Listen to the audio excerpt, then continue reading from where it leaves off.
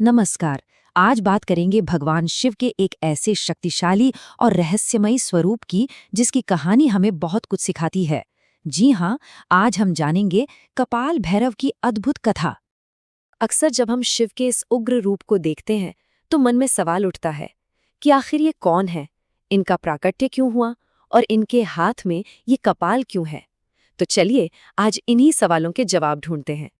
सबसे पहले इस कहानी को समझने के लिए हमें इनके नाम और इनके स्वरूप के पीछे छिपे रहस्य को जानना होगा।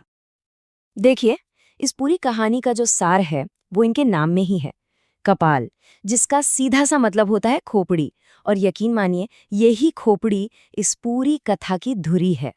भैरव का स्वरूप सिर्फ क्रोध या विनाश का प्रतीक नहीं है, नहीं, ये तो शिव की वो परम अवस्था है जहां अच्छा और बुरा, जीवन और मृत्यु, बनाना और बिगाड़ना, ये सारे भेद खत्म हो जाते हैं। सब एक ही परम सत्य का हिस्सा बन जाते हैं। तो अब चलते हैं कहानी की शुरुआत में। एक ऐसी कहानी जिसकी जड़ें अहंकार में थीं। बात उस समय की है जब सृष्टि के रचयिता ब्रह्मा जी के 5 सिर हुआ करते थे, लेकिन उनका जो 5वां सिर था वो धीरे धीरे घमंड और अहंकार से भर गया। वो सिर खुद को ही सबसे बड़ा, सबसे सर्वोच्च मानने लगा। और जब सृष्टि के रचयिता के मन में ही ऐसा अहंकार आ जाए तो ब्रह्मांड का संतुलन तो बिगड़ना ही था। चारों तरफ अशांति फैलने लगी। ये देखकर सारे देवता घबरा गए और सब मिलकर पहुंचे भगवान शिव के पास।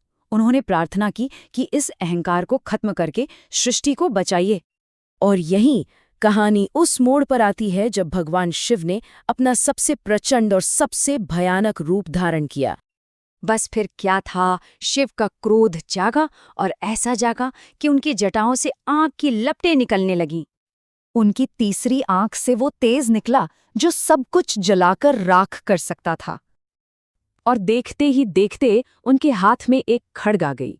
ये कोई और नहीं बल्कि स्वयं काल भैरव थे, जो कपाल भैरव के रूप में प्रकट हुए थे। भैरव सीधे ब्रह्मा जी के सामने पहुंचे और एक पल की भी देरी किए बिना एक ही झटके में ब्रह्मा के उस घमंडी 5वें सिर को धड़ से अलग कर दिया। अहंकार का अंत हो गया। लेकिन कहानी में एक और मोड़ आया। जैसे ही वो सिर कटा, वो खोपड़ी भैरव के हाथ से चिपक गई। ये प्रतीक था ब्रह्म हत्या के पाप का। और नियम तो नियम है, इस पाप का प्रायश्चित तो स्वयं भगवान को भी करना पड़ता है। तो अहंकार का तो नाश हो गया, पर कहानी यहाँ खत्म नहीं हुई।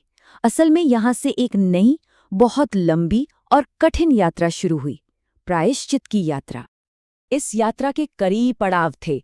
सबसे पहले तो ब्रह्म हत्या के पाप का बोझ, फिर एक भिक्षुक बनकर तीर्थ यात्रा पर निकलना, रास्ते में दूसरों के पापों को खत्म करना और आखिर में काशी पहुंचना। तो हाथ में ब्रह्मा का वही कपाल लिए भैरव ने एक भिखारी का वेश धरा और पूरी धरती पर घूमने लगे। वे जहां जहां से गुजरते उनका तेज लोगों के पापों और दुखों को सोखता जाता। मतलब वे अपना प्रायश्चित कर रहे थे और साथ ही दुनिया को भी पवित्र करते जा रहे थे। और फिर युगों तक भटकने के बाद वो यात्रा अपने अंतिम पड़ाव पर पहुंची, एक ऐसा पवित्र शहर जहां इस पाप से मुक्ति मिलनी थी। ये जो बदलाव था वो अद्भुत था। काशी में कदम रखने से ठीक पहले तक वो कपाल उनके हाथ से चिपका हुआ था, पाप का बोझ बना हुआ था। लेकिन जैसे ही उन्होंने काशी की धरती को छुआ, वो ब्रह्म कपाल अपने आप उनके हाथ से छूटकर जमीन पर गिर पड़ा। उन्हें ब्रह्म हत्या के पाप से पूरी तरह से मुक्ति मिल गई।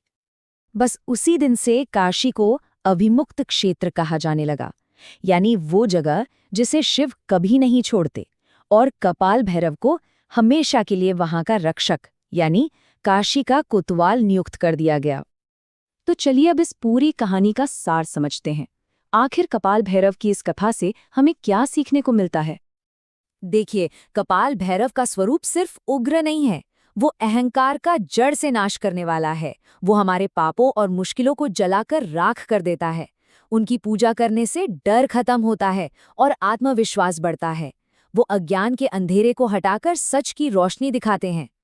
और आखिर में ये कथा हमें एक बहुत गहरे सवाल के साथ छोड़ जाती है। ब्रह्मा का अहंकार ही पूरे ब्रह्मांड के असंतुलन की वजह बना।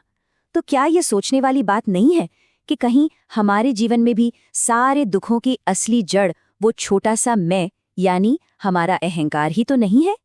सोचिएगा जरूर।